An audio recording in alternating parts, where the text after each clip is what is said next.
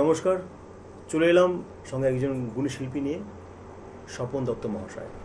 স্বপন দত্তবাবু এর আগে অনেকবার কিন্তু চ্যানেল ভিশনে গান পরিবেশন করতে এসেছিলেন এবং খুব ভালো ভালো গান পরিবেশন করেছেন, যার জন্য দর্শক কিন্তু বারবার করে স্বপনের কথা বলে। কারণ স্বপন দত্তবাবু মানে স্বপন দত্ত দাদা এর আগেও কিন্তু এসেছিলেন গান গাইতে, যতবার আসেন ততবারই কিন্তু একটা দাগ রেখে যান। যাই হোক, দাদার পরবর্তী গান শুনবো দাদার কণ্ঠে। আমার পরম শ্রদ্ধেয় হেমন্ত বাবুর গাওয়া যাবার আগে কিছু বলে গেল। কি অসাধারণ অসাধারণ গান।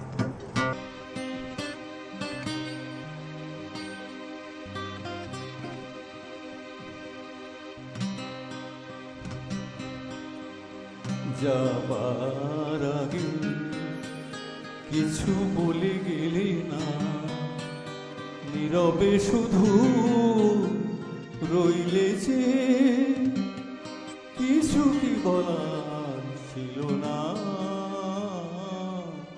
যাবার আগে কিছু বলে গেলে না, নীরবে শুধু রইলে যে, কিছু কি বলার ছিল না। যাবার আগে কিছু বলে গেলে না।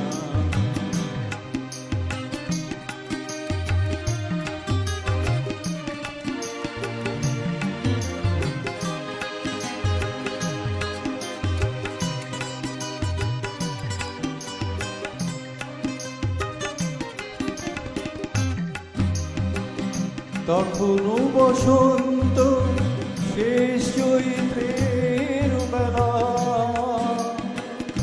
তখনও বাতাস আচলে করে যে খেলা, তখনও পাখির গানে সাজানো ফুলের মেলা, ওদের ওই উচ্ছ্বাস এতটুকু তুমি কি গো তোমার হৃদয়ে পেলে না। যাবার আগে কিছু বলে গেলে না।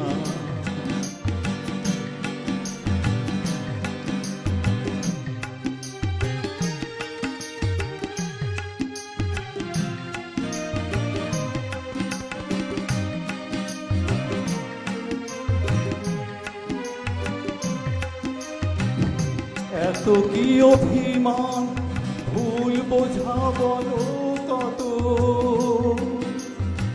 কিসের বেদনাতে প্রেমকে কাঁদালে অত, কিসের অহংকার এখনো আগের মতো।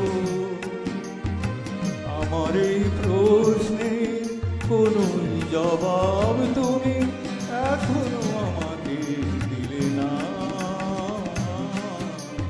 যাবার আগে কিছু বলে গেলে না, নীরবে শুধু রইলে যে, কিছু কি বলার ছিল না। যাবার আগে কিছু বলে গেলে না।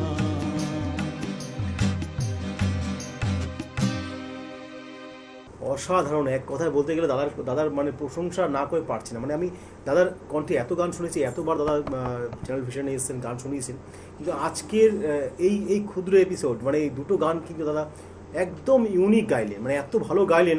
আমার নজরে আমার মনে হচ্ছে দাদার জীবনে আমার নজরে, আমি জানি না দর্শকরা কী বলবে, আমার নজরে সেরা পারফরমেন্স ছিল আজকে, এত ভালো লেগেছে। ধন্যবাদ। অসাধারণ। যাই হোক, সময় সীমিত, আমরা একদম শেষ দিকে চলে এসেছি অনুষ্ঠানে। তো আজকে দাদাকে ধন্যবাদ জানাবো চ্যানেল ভিশনে পুনরায় আসবার জন্য এবং দর্শকদের সম্মুখে গান শোনাবার জন্য। যাই হোক, আজকের মতো এতটুকুই, দেখা হচ্ছে আরেকটি এপিসোডে, ততক্ষণ সঙ্গে থাকুন।